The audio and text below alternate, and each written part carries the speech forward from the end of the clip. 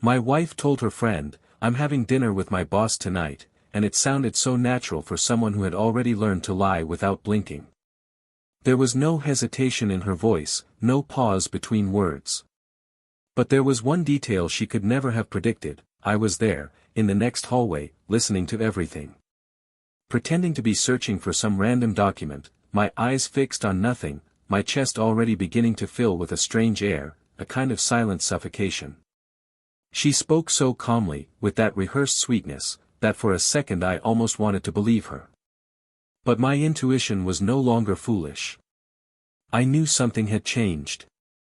And that night, instead of going home, I went to the restaurant she said she never set foot in, where she said it was too noisy, too crowded, too indiscreet. Funny how the most avoided places become perfect havens for encounters that shouldn't be seen. I found them both in the darkest corner of the room. Hand in hand. Her fingers intertwined with his as if searching for some kind of reassurance. She was smiling. Not the smile she gave at home, after a long day. It was a lighter, looser, more passionate smile. A smile I hadn't seen directed at me in months. I saw them before they saw me. I sat at the next table, my heart pounding in my ears and my hand trembling on the menu, pretending to choose something. There was no anger. Only a silence inside me that screamed. I waited a few minutes. Long enough to be sure it wasn't just my imagination, that the affection between them wasn't a misunderstanding, but intention. And when I saw her eyes rest on his as if waiting for promises, I understood everything. I got up without anyone noticing. I left without making a scene. Because what really kills is not the scream. It's the silence. The next day, I simply wrote, "You traded our story for a secondary role." She replied hours later, calling me by name as if that could bring me back. "It wasn't what you think." But it was. And more. More than I could explain. More than she could justify. And when she finally found the courage to admit it, she said he'd never promised anything, that she didn't know how it started, that she thought it was just a distraction, that she felt invisible at home, that she was confused. Confused. The word hurt me more than the betrayal itself. Because while I woke up early, made coffee, left loving notes on the refrigerator door, she fell in love in silence. While I believed we were going through a difficult time, she decided our story could be paused, torn apart, betrayed. While I waited for her to arrive, she feigned delays, dressed up for someone else, and served me fatigue. The kind of fatigue that has nothing to do with the body, but with the soul that no longer wants to stay. In the following days, emptiness filled the house as if it were a new resident. Her side of the bed grew cold. Her scent slowly left the clothes, the pillows, the souvenirs. But her eyes still haunted me. When I packed my bags, it wasn't the end of a marriage. It was the end of a world I believed to be true. And she remained. With the regrets, with the silences, with the poorly stitched memories trying to make sense of a mistake she herself made. She said she loved me. That she still loved me.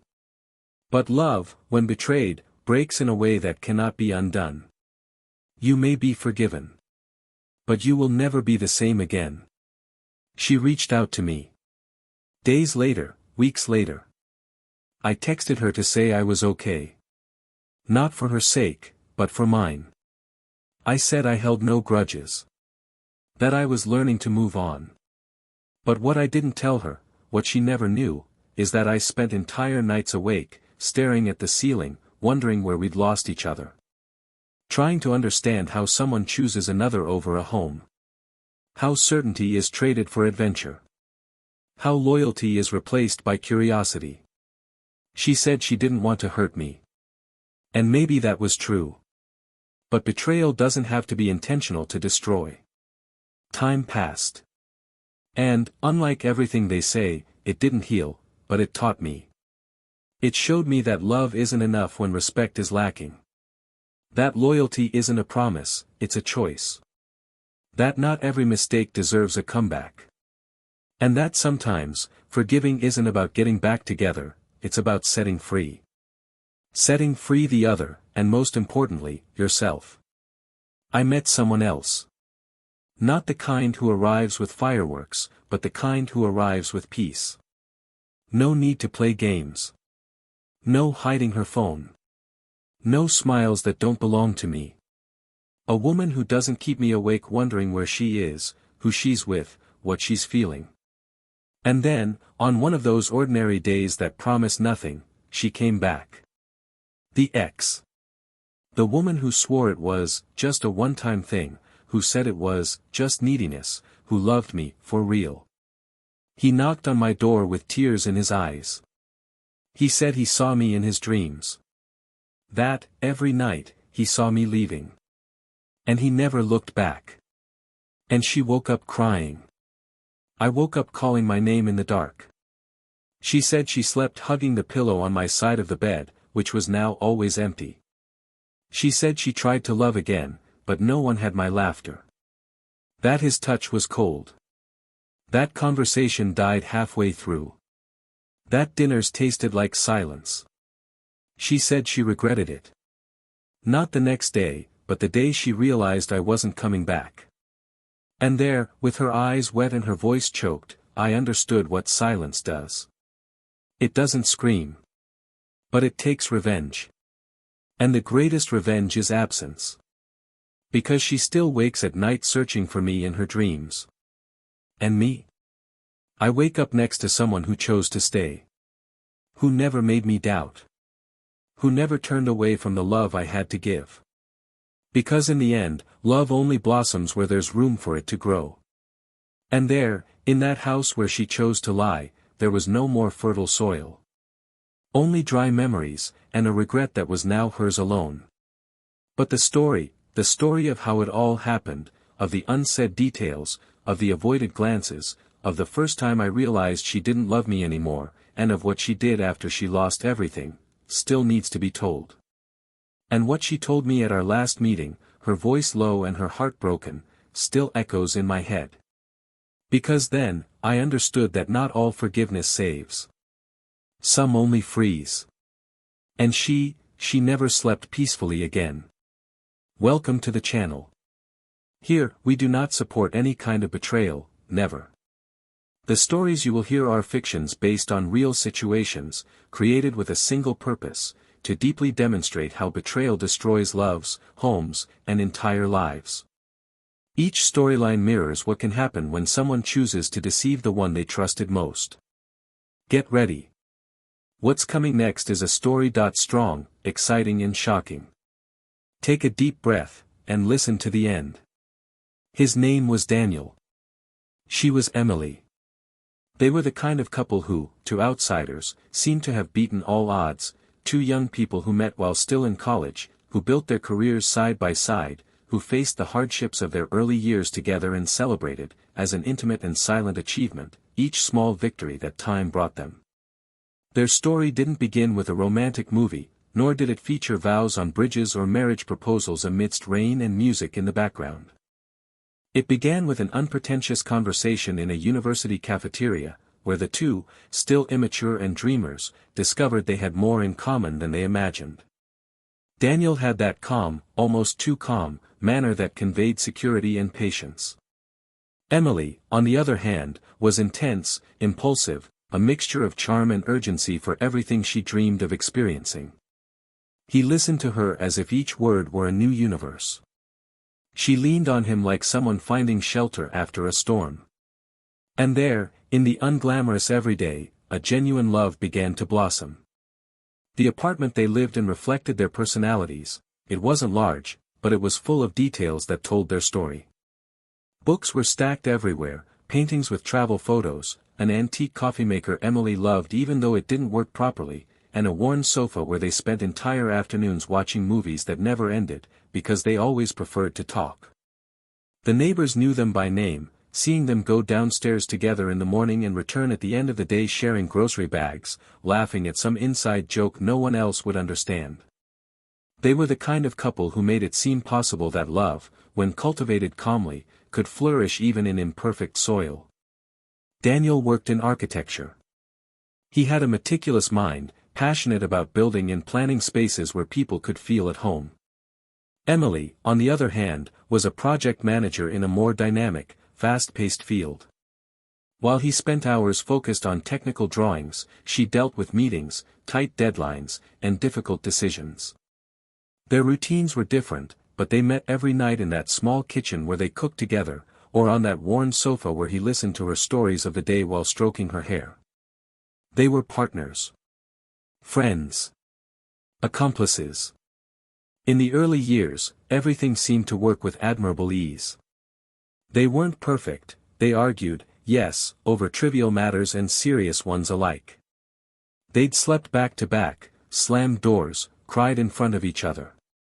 But they always came back. They always sought each other out again. There was a rare feeling between them that, even on bad days, it was still worth it. And that was exactly what sustained them. Emily had a sharp sense of humor, able to laugh even in the most difficult situations, while Daniel offered the kind of calm that stabilized even the most unexpected storms. He was the kind of man who paid attention to details. He remembered the date of their first trip, saved old notes, noticed when she changed the shade of her perfume. And she, without even saying it, felt protected by it.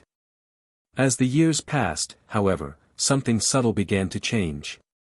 Little things that had previously been ignored began to weigh on her. Her schedule became increasingly unpredictable, and Daniel, by his patient nature, tried not to make a problem of it. He understood that Emily was advancing in her career, that her position demanded ever greater dedication. He waited. He prepared dinner. He left the lights on. He texted her to ask if she wanted it heated up. And she almost always replied that she had already eaten out, that she was tired, and that she would make up for it tomorrow. Daniel never complained.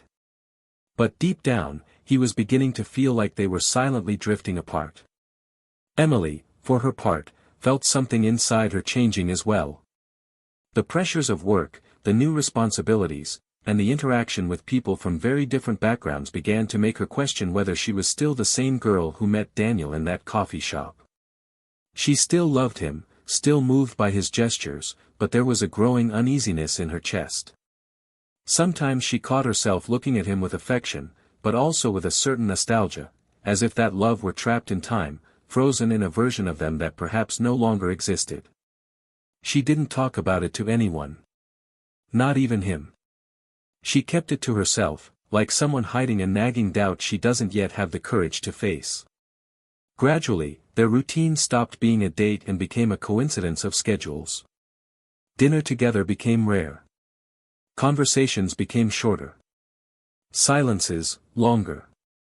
Daniel missed her even when she was around.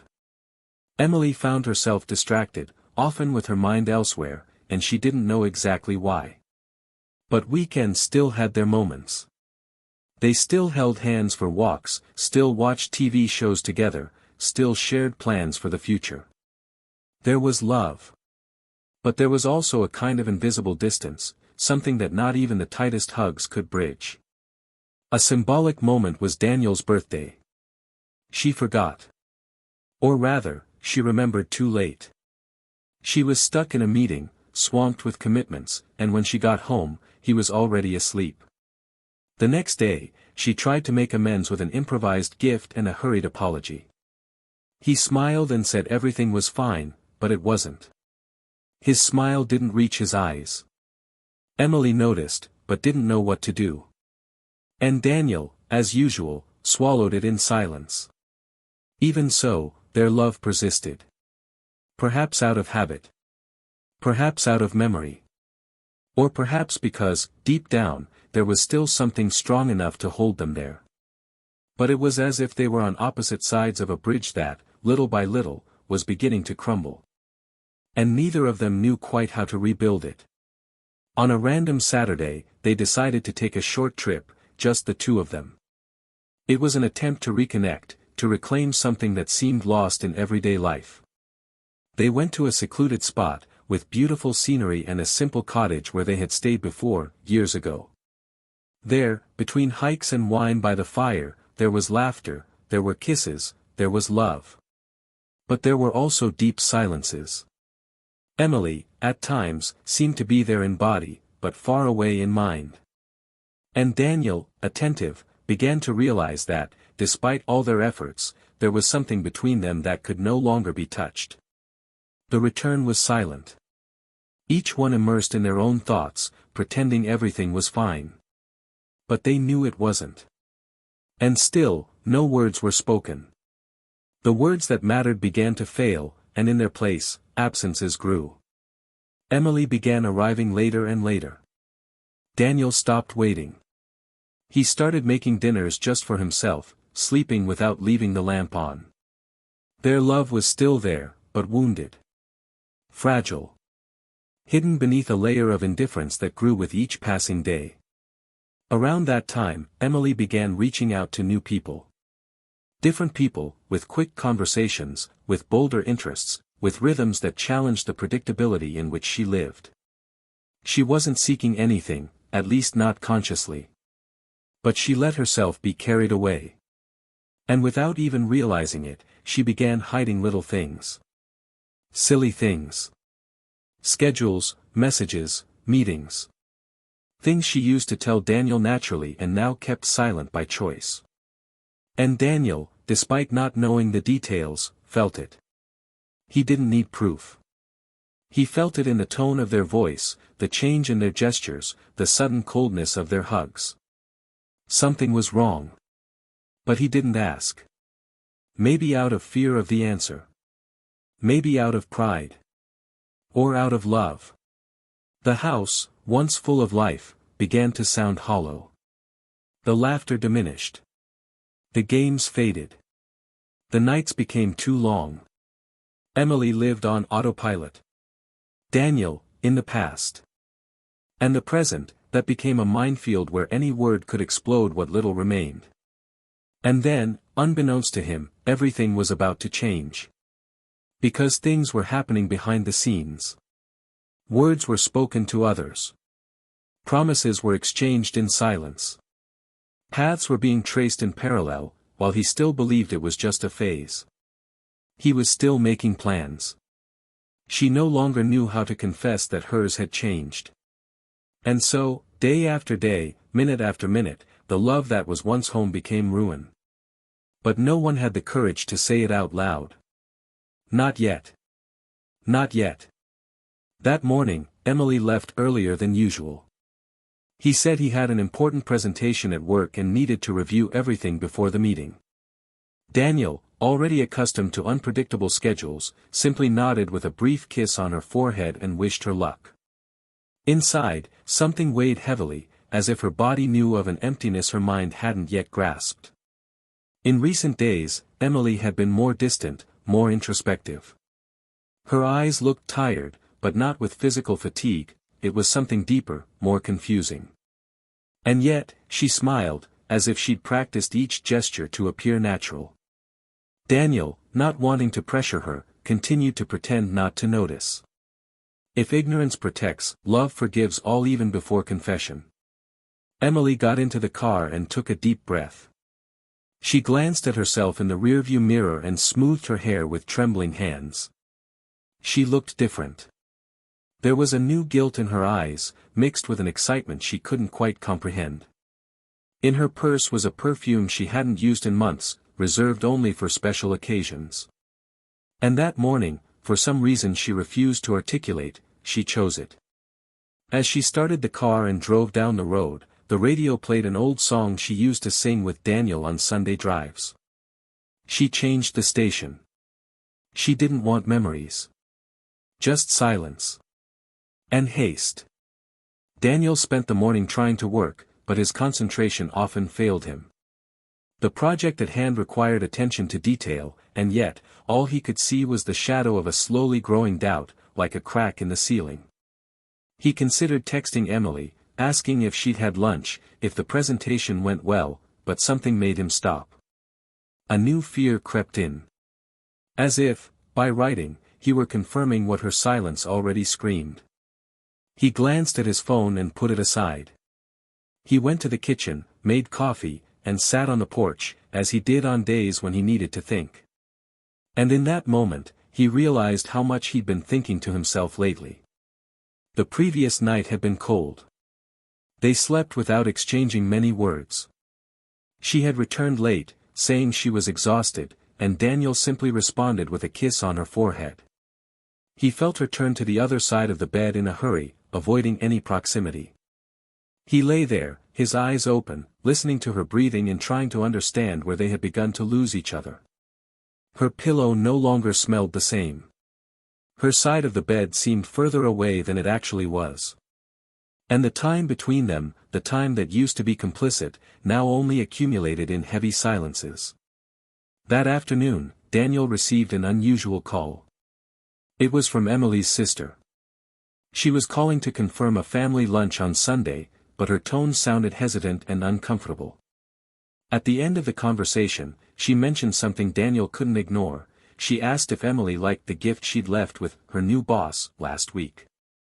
Daniel, confused, pretended to understand and quickly said goodbye. But the question resonated.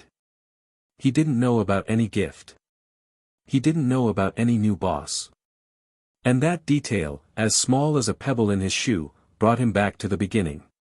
He sat on the porch again, and this time, he began connecting the dots. In recent months, she'd been talking about a new project at work, but she'd never mentioned names. She'd said the team was large, the pressure was enormous, but she'd never told stories, as she usually did. No jokes about colleagues. No criticism of managers. Just vague references. And then, that mention of the new boss seemed to open a door he hadn't known existed. The discomfort grew. The coffee went cold. And a feeling that something was deeply wrong gripped him with a vengeance. That same late afternoon, Emily sent a short message saying she would be staying late at the office. Daniel responded with a simple, "Okay," but this time, he decided to act differently. He waited until it was dark. He showered slowly, put on some modest clothing, and quietly left the house. He knew the restaurant Emily always avoided. A beautiful place, but known for being busy and full of watchful eyes. She said it was too noisy, that it didn't suit her, and that's why they never went there. But suddenly, that was exactly the place he wanted to visit. He arrived at the place and sat at a discreet table in the corner opposite the entrance. He ordered just a drink and began to observe the surroundings. Time seemed to slow. Every person who entered was scrutinized. Every couple who sat down was studied with a growing unease in his stomach. And then, amid the coming and going of the waiters, he saw her. Emily entered with a tall, well-dressed man with an easy smile. They sat at a more private table, but not as hidden as they might have imagined. She looked beautiful. Black dress, hair loose, light makeup. Daniel didn't know whether to freeze or stand up. His trembling hand held the glass as if it were his only anchor to the ground. There was no doubt. This wasn't a work meeting. There was no briefcase, no laptop, no formality. Expensive wine was being served. There was low laughter. Eyes met and lingered too long. And then, there was a touch. Her hand slid across the table until they found his. Their fingers intertwined naturally, as if they'd done it before. As if it were habit. And what Daniel had always feared but never had the courage to name finally became an image. There, betrayal took shape, color, and temperature. He didn't feel anger. He felt a different emptiness, as if his body were still there, but his soul had already departed. He stood there for a few minutes, trying to figure out what to do. Stand up and confront them. Scream. Cry. But none of these reactions seemed to make sense for the kind of pain now growing inside him. Instead, the answer came in the form of silence. He calmly stood up, left money on the table, and left without them noticing. The world outside remained the same. Cars passed. People laughed. The city went about its business, oblivious to the silent rupture that had just occurred. At home, Daniel didn't cry. Not that it didn't hurt, it hurt like never before. But it was a dry, contained pain that seemed to tear from within without leaving any visible marks. He went inside, turned out the lights, went to his room, and lay down. Emily only returned hours later. She said she was tired. She kissed him on the cheek and turned onto her side, as she had done for weeks. Daniel remained awake, staring at the ceiling, feeling the weight of a choice that hadn't yet been made, but which, deep down, had already been decided. The next day, he woke before her. He made coffee as he did every morning. But this time, he left only one cup on the table. His. He picked up his phone and wrote a few, but precise, words. Words that didn't require an explanation, that left no room for apologies. It was the end. And when Emily woke up and read it, there was no immediate response. Because sometimes, silence speaks for everyone. But what Daniel didn't yet know, what Emily never thought he would discover, was that that night wasn't the end. It was just the beginning of the fall. Because there was something more. Something she'd never had the courage to tell. And that secret was about to emerge. Emily reappeared days later, as if the time between silence and guilt had given her a new, but shaky, courage. She didn't call. She didn't write. She knocked on the door. And when Daniel opened it, she was different. Her face was haggard, her eyes sunken, her makeup almost non-existent, as if she'd been trying to maintain an appearance that couldn't withstand even the first tear along the way. He said nothing. He simply gave her space. She entered slowly, like someone treading on ground they knew could give way at any moment. The house, which I'd once known so intimately, now felt strange. Every object, every smell, every detail was a painful reminder of everything she'd thrown away. She sat on the sofa, the same one where they'd laughed so often together, and for a few seconds, the silence weighed more heavily than any words. Daniel remained standing, watching her with the coldness of someone wounded beyond repair. The kind of pain that doesn't explode, but burns slowly inside. She tried to begin, but her voice faltered. She took a deep breath, clasped her hands in her lap, and said she didn't expect forgiveness, that she didn't come with excuses, that she couldn't move on without telling the truth. Daniel remained silent, his gaze fixed, as if waiting for the final blow even though he'd already fallen. Emily said that the man from the restaurant, her supposed boss, was no longer in her life. Not because she wanted him to be, but because he simply disappeared after she told him the marriage was over. She said there had been no promises from him, that she had believed in something that only existed in her own head. Daniel listened, impassive. It wasn't news. It was predictable.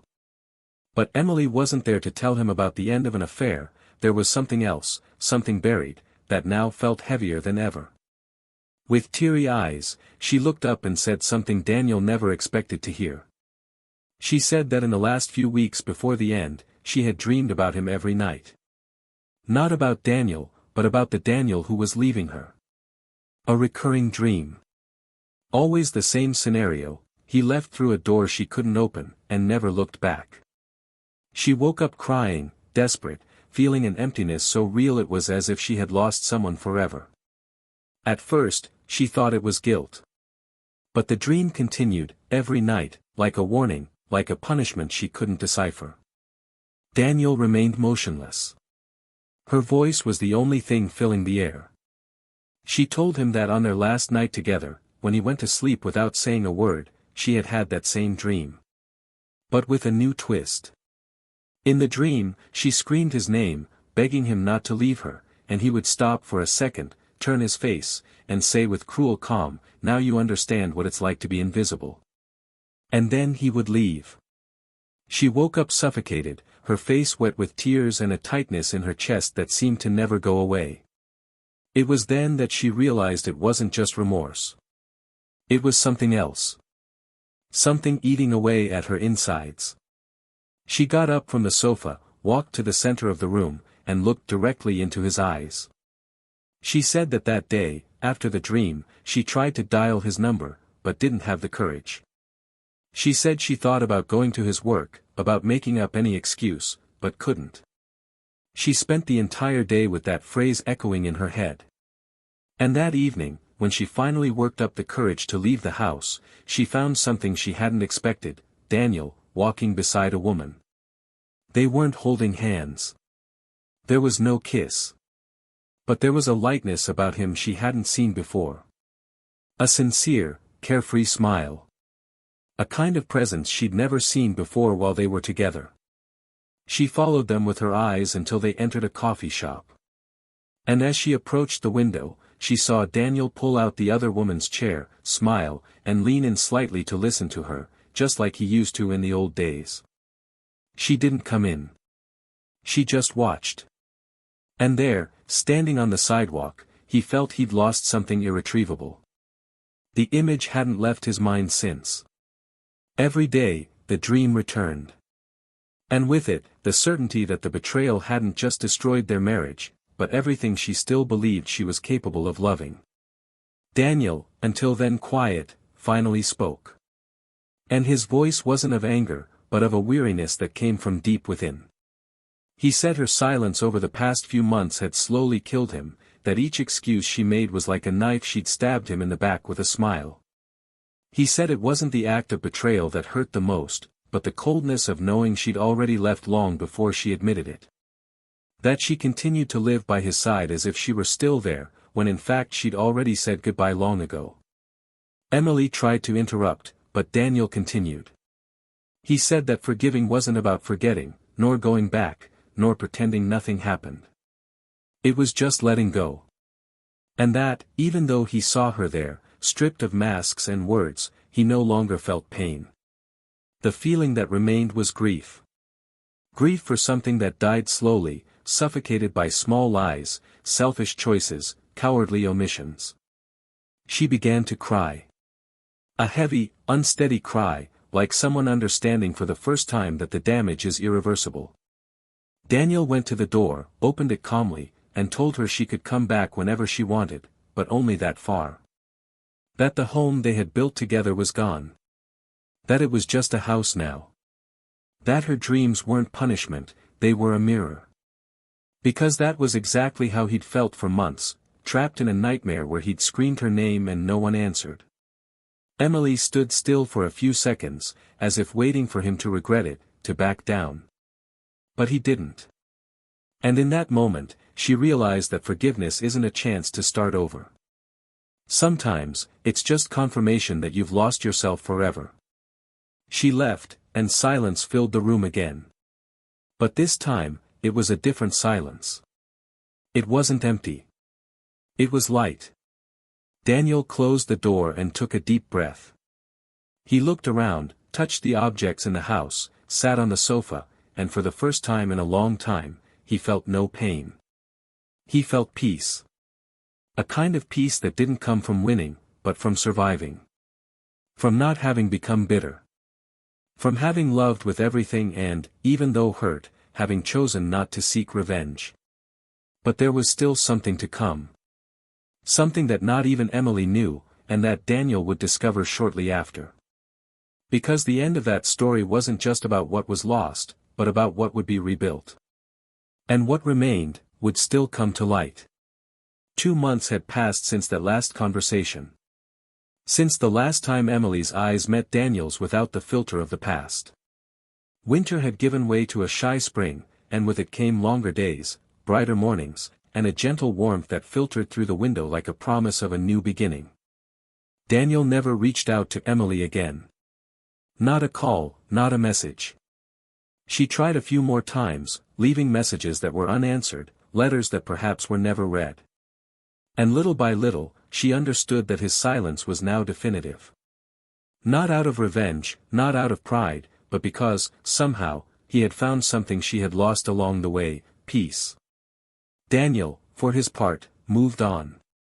He resumed projects, visited old friends, and started playing guitar again on Saturday afternoons. What had once been empty was gradually filled with new things: a unique coffee shop he discovered near the park, a trail he hiked alone for the first time, a bookstore where he spent hours talking to a stranger who recommended a novel that touched him deeply. He wasn't looking for someone. He didn't need to fill a void. But he was no longer hurt. And that, in itself, was a new beginning. It was on a Friday night, during an art exhibition a friend had invited him to, that Daniel met the woman from the coffee shop again, the one Emily had seen him with, and finally understood that she had lost everything. Her name was Claire. She had a calm smile, a look that seemed to listen before she even spoke, and a serene way of being present, as if she carried within herself a world where things didn't need to be rushed. They talked for hours that night. About art, music, about time and the scars it leaves. Claire didn't ask invasive questions or seek answers. She simply listened. And Daniel, without realizing it, spoke of himself with a lightness he hadn't felt in a long time. Their encounters became frequent. First by chance. Then by choice. There were no hasty declarations, no empty promises. Just the mutual presence of two adults who carried their own pasts but didn't let them dictate the present. With Claire, Daniel felt something rare. He didn't have to be strong all the time. He could show her his doubts, his fears, his unfinished parts. And she wasn't scared. She just stayed. This was the new love that was taking shape, not the overwhelming kind that arrives like a hurricane, but the kind that grows slowly, steadily, like a tree growing silently in safe ground. Emily learned about this through a mutual friend. The news came like a sharp blow, without warning. She was trying to move on, rebuilding her routine, hanging out with coworkers, visiting different places, trying to find some meaning in the mornings that dawned without purpose. But the truth was, nothing fulfilled her. Everything seemed pale in comparison to what she had lost. She learned that Daniel was with someone. That he seemed well. That he was smiling again.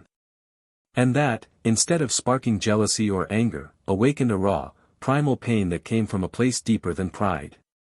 It wasn't because he'd moved on. It was because she'd taken too long to understand that he would never return. One day, as she was leaving the market, Emily saw Daniel across the street. He was with Claire. They were laughing at something silly, sharing a shopping bag, and seemed immersed in a world of their own. She stopped, instinctively, like someone seeing a ghost, not because he had died, but because he was all too alive in another life that no longer included hers. They didn't see her. She stood there, motionless, for long seconds, until the light changed and the crowd pushed her forward. She walked on with her eyes blurred, her soul heavy, and an absurd desire to go back in time. But time never comes back. It was that same night, lying in the bed that now seemed too big, that she had the dream again. She was in an empty station. It was raining. Daniel walked away, and she screamed his name, begged, cried. He didn't stop. Only at the last second did he turn his face and say, "Now you understand what it's like to be left behind." And then he disappeared. When she woke, her face was wet, the pillow was soaked, and her chest was in an impossible knot. It was the sixth time that dream had repeated itself. Always the same. Always more vivid. And deep down, she knew, it wasn't just a punishment. It was the only way her mind could find to confront her with the truth. 2 days later, Emily decided to look for someone. Not Daniel. Not Claire. But someone who could, perhaps, help her understand where everything had begun to fall apart.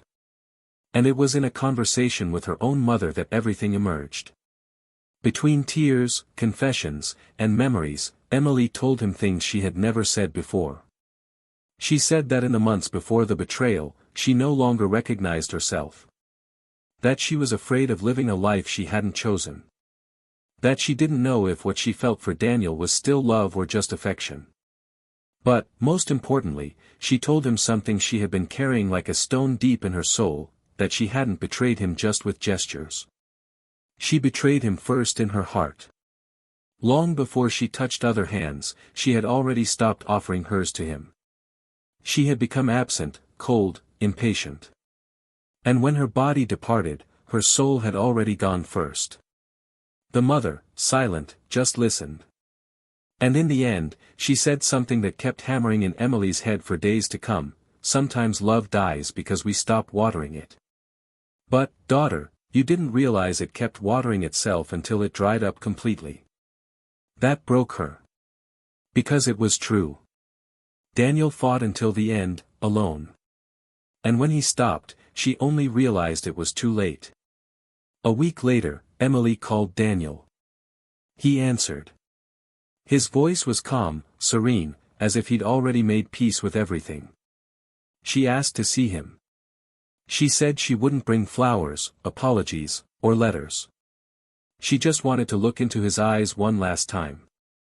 Daniel hesitated for a few seconds, but agreed. They arranged to meet at a secluded cafe, far from the places they'd frequented together. It was neutral territory, where the ghosts of the past wouldn't be invited. Emily arrived first. She was nervous, but determined. When Daniel entered, she stood slowly. He was thinner, perhaps, or perhaps lighter. His eyes were still the same. But there was something different, something she couldn't name, but knew would never return.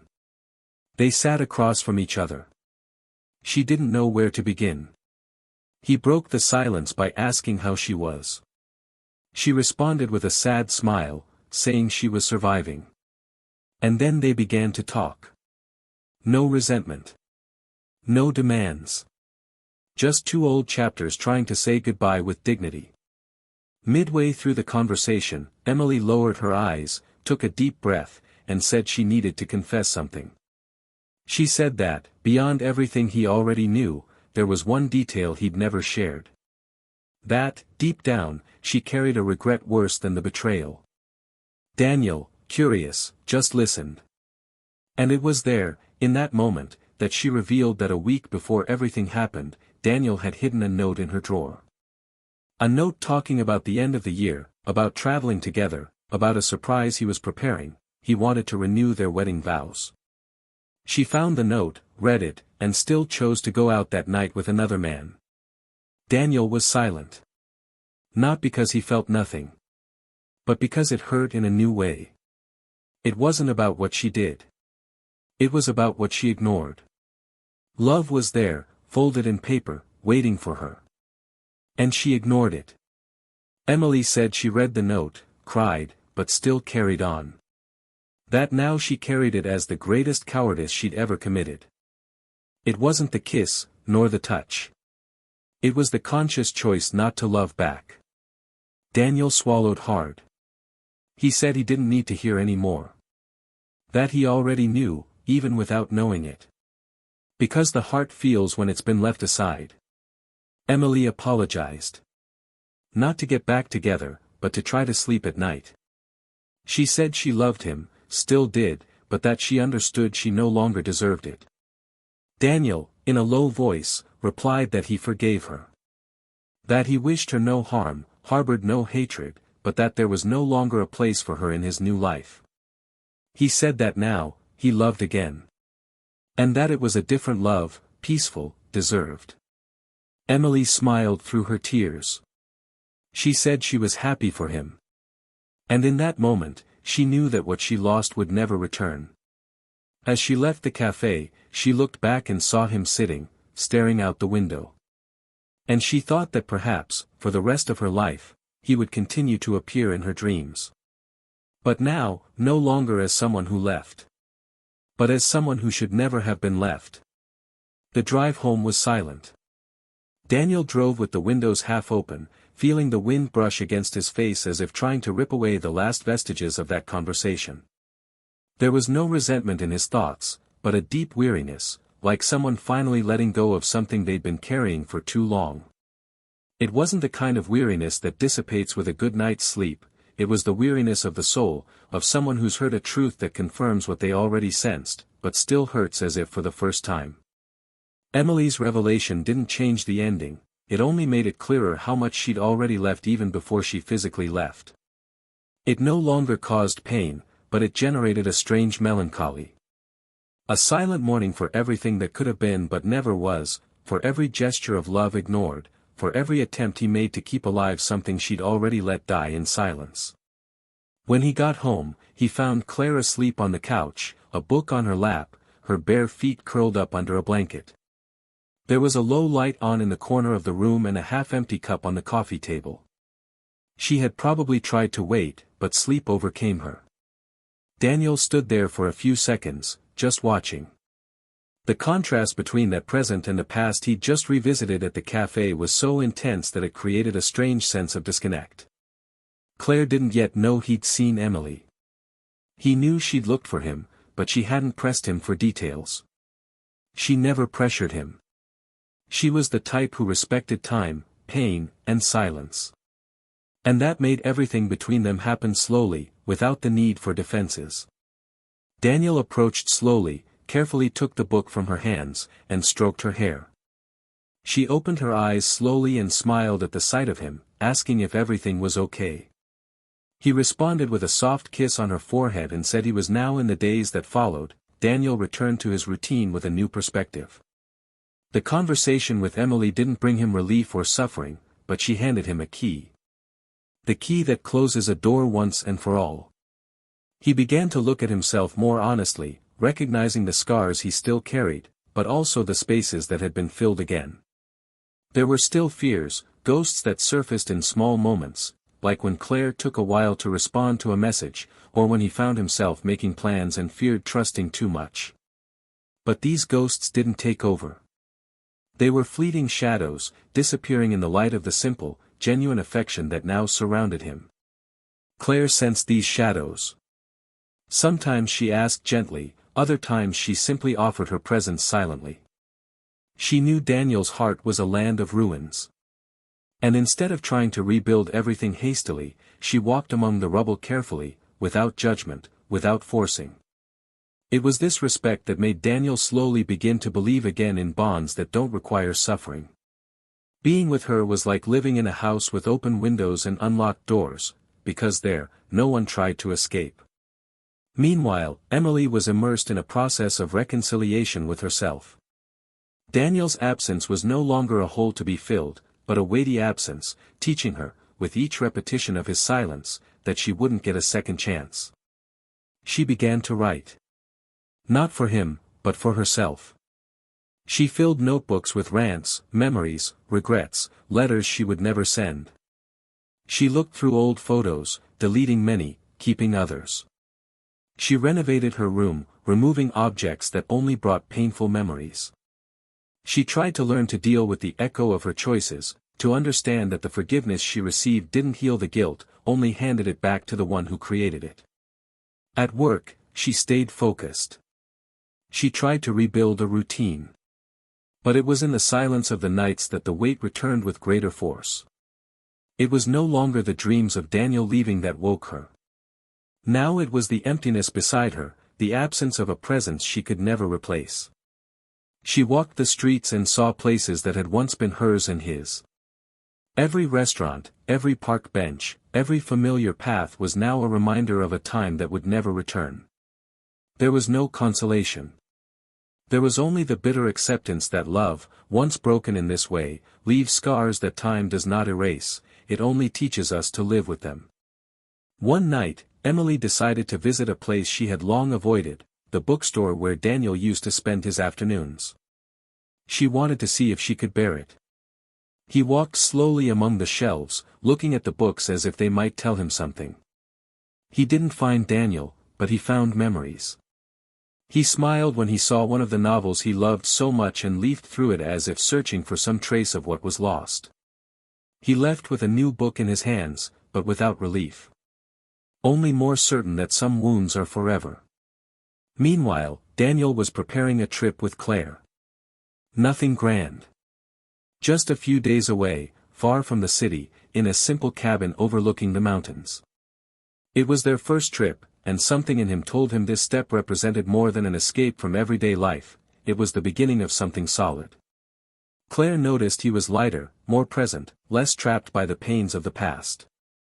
And one cold night, sitting in front of the fireplace, she held his hand and told him she didn't want to heal him, that she didn't see him as a broken man, but rather as someone whole, who had simply spent too much time trying to piece together a story that was already over.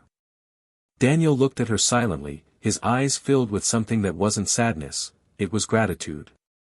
And in that moment, she knew he was ready. But even with this clarity, a dilemma remained latent, silent, like a loose thread in a nearly perfect plot. It was the moral dilemma of moving forward knowing that someone still suffered for their own choices, but unable, and unwilling, to go back. Daniel didn't wish Emily harm. He never had.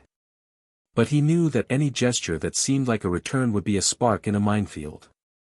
Forgiving her was necessary to free himself, but any excessive compassion could be mistaken for hope. And hope was something he could no longer offer. This duality accompanied him in his small gestures.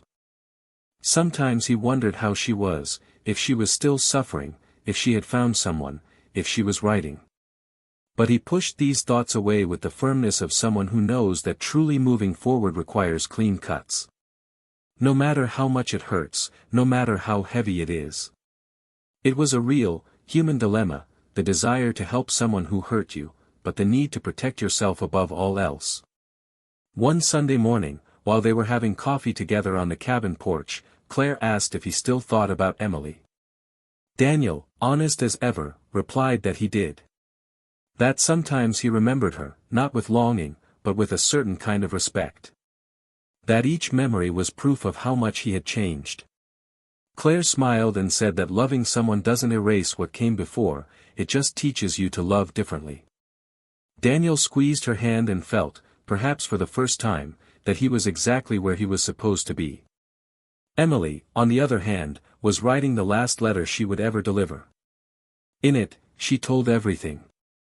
How she had destroyed something beautiful with her own hands. How she had learned more from absence than she ever would from presence.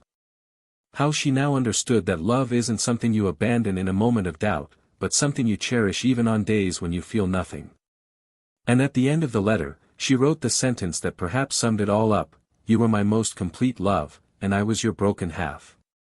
She folded the paper carefully, put it in a box, and locked it. It was the end of her attempt to rescue what no longer existed. Life continued for both of them. On different paths. At different paces. But with one thing in common, the understanding that love, when real, transforms, even when it ends. And that sometimes, the pain of loss is the only way to learn to value what should never have been discarded. But there was still one final moment to come. A final instant that would bring not only closure, but the final lesson. And that moment was getting closer and closer. Time followed its course with the indifferent precision that broken hearts learn to fear. The cabin in the mountains had become a sweet memory for Daniel, almost like an invisible marker dividing what he was before and what he was beginning to become after. After everything. After Emily. After the pain. After the exhaustion. Claire, little by little, occupied spaces that had previously been zones of silence. But she didn't invade.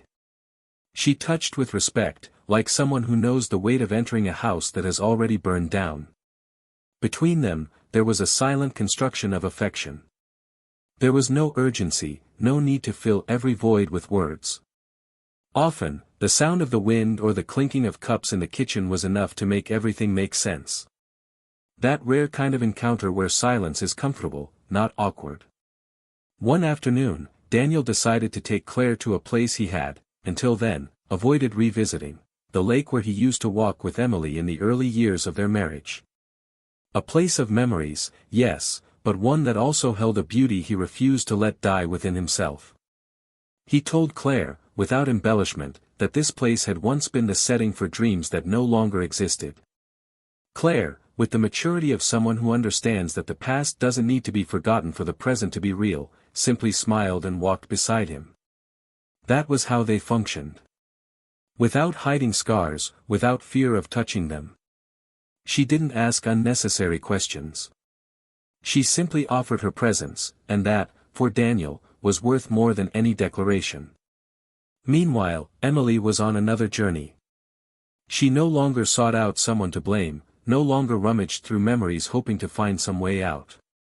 She was finally accepting reality with a certain resignation that only those who suffer deeply can achieve. She had enrolled in a photography course, something she had always wanted to do but had put off out of insecurity. In the early days, she felt out of place, but soon realized that, behind the lens, she could see the world with a new kind of attention. She began photographing small things, shadows on walls, hands clasped in cafes, reflections in windows. And without realizing it, she was beginning to understand the value of observation, something she had perhaps lacked during her relationship with Daniel. It wasn't about fixing what was broken, but about learning from it. Learning to see before acting. Listening before deciding. It was on a cloudy afternoon that their paths crossed again, unexpectedly. Daniel had agreed to participate in a short lecture on sensitive architecture, held at a local library. Claire had encouraged him to accept the invitation, saying that talking about what he was passionate about was a way to heal any remaining insecurity within himself. Emily, unaware of his presence, was there by chance. She had gone to visit a photography exhibition and ended up entering the auditorium out of curiosity. When she saw Daniel up front, her eyes froze for a moment.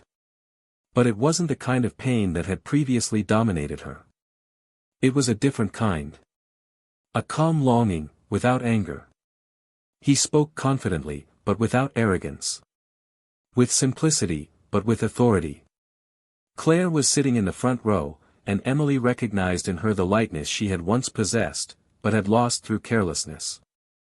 After the lecture, Emily stood at the entrance to the auditorium, unsure whether to approach. She was determined not to interfere. She just wanted to see him up close one last time. However, Claire was the one who saw her first. The two stared at each other for a few seconds, and then Claire approached. The gesture itself was unexpected. Emily, surprised, offered a formal greeting, but Claire surprised her with a calm tone. She said she knew who she was, that Daniel had been honest about everything, but that there was no resentment there. Emily nodded, somewhat unsure how to react. Claire continued, saying that no one has the right to point the finger at another without knowing the weight they carry inside. And that everyone makes mistakes, some irreversible.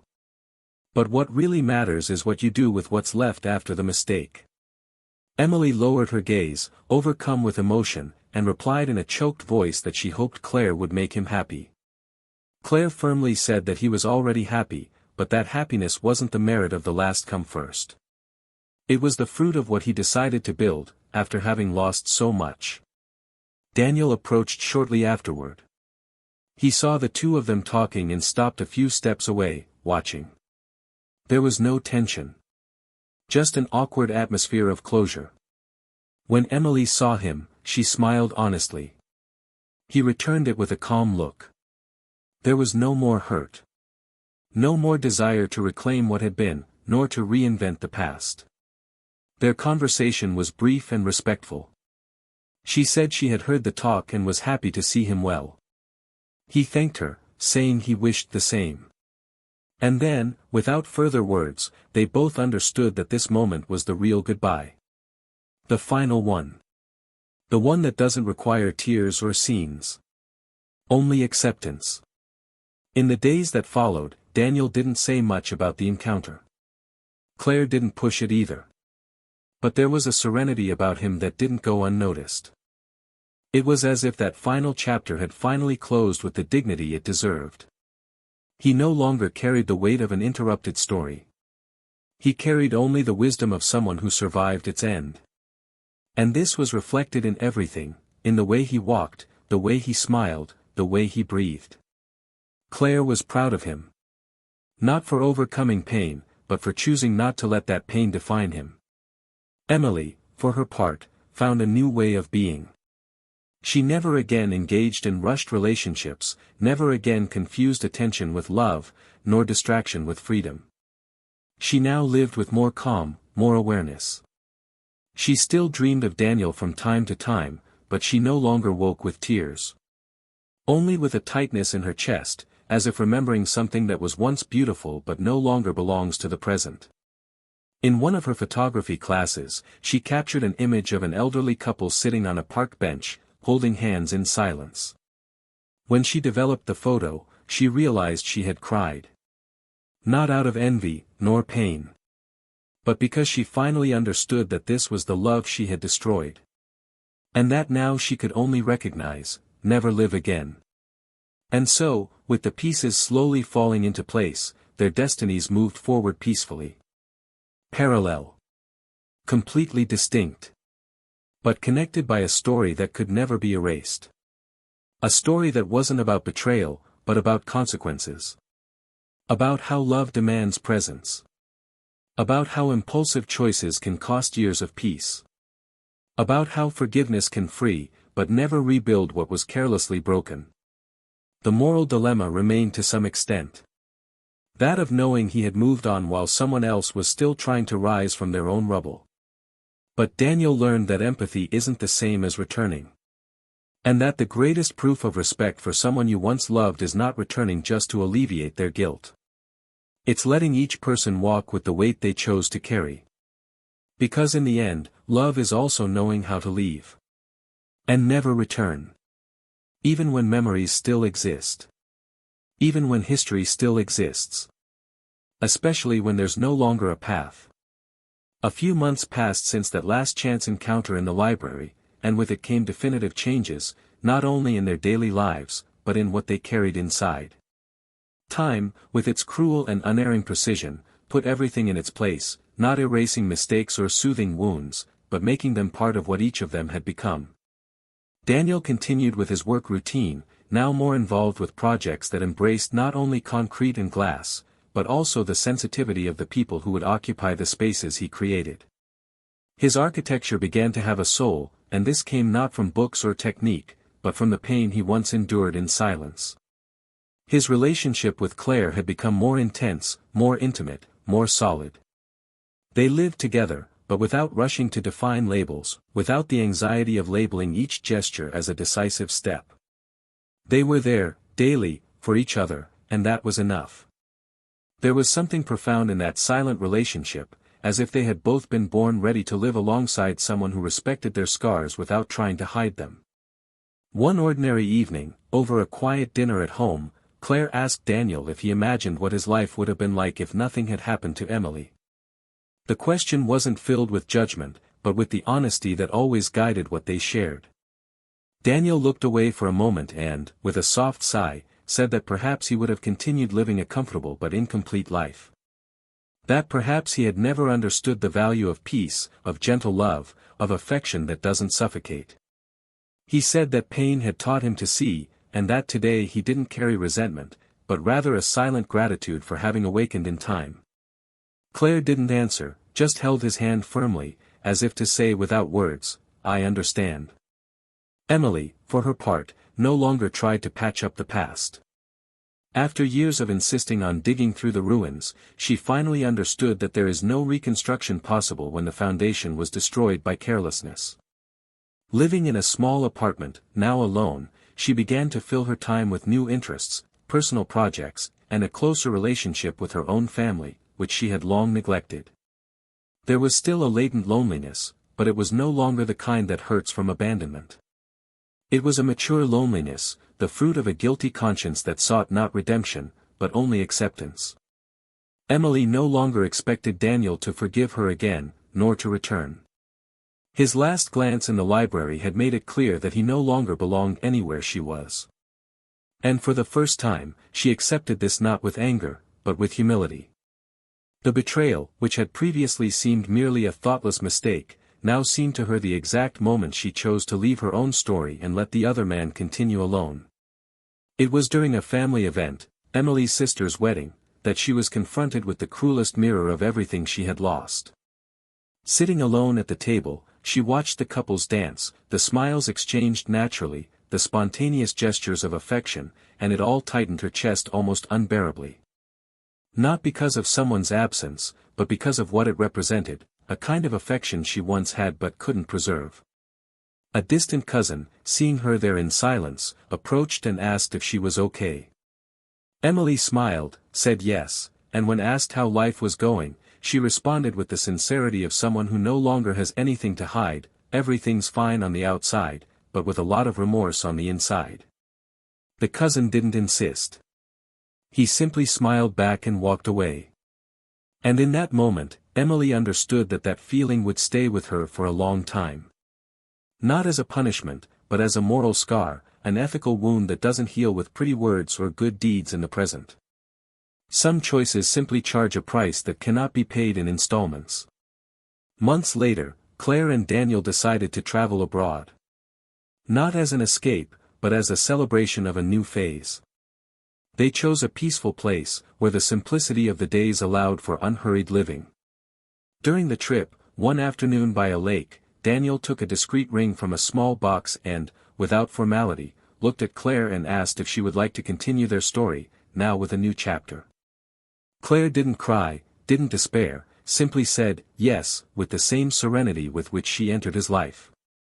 It was the beginning of a new life, built on the foundation of everything they had experienced, including the pain he carried before meeting her. They married shortly after, in an intimate ceremony, without ostentation, but with presence.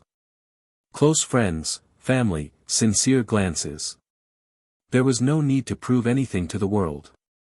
This was about two mature hearts choosing to share a life. Years passed. Daniel and Claire built a family. A daughter was born, and with her came the certainty that the cycle had completely renewed. Every laugh, every discovery the child made, was a reminder that love doesn't end when it ends, it transforms, shifts, redirects itself. Emily, now a photographer recognized for her sensitive and melancholic gaze, continued to live alone. She had found her voice through art, but she was never able to give herself to anyone with the same truth. Not for lack of opportunity, but because of a conscience that constantly reminded her of what she had lost. One day, she was invited to exhibit her work at a major gallery. One of her most talked-about photographs showed a man walking with a child in his arms, backward, through a field of flowers. The caption was simple, "What doesn't come back?" The image was of Daniel with his daughter, taken from afar, by chance, during a trip to the same city. Emily didn't approach. He simply captured the moment and immortalized it. It was his silent way of saying goodbye once again. And so, life went on. Each with their own outcome. One built. The other accepted loss.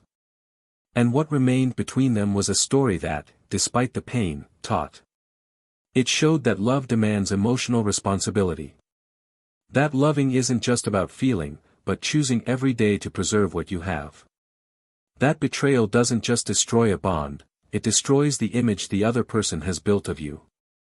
And when that image is broken, all the forgiveness in the world can't restore it. Their story ends not with a return, but with liberation.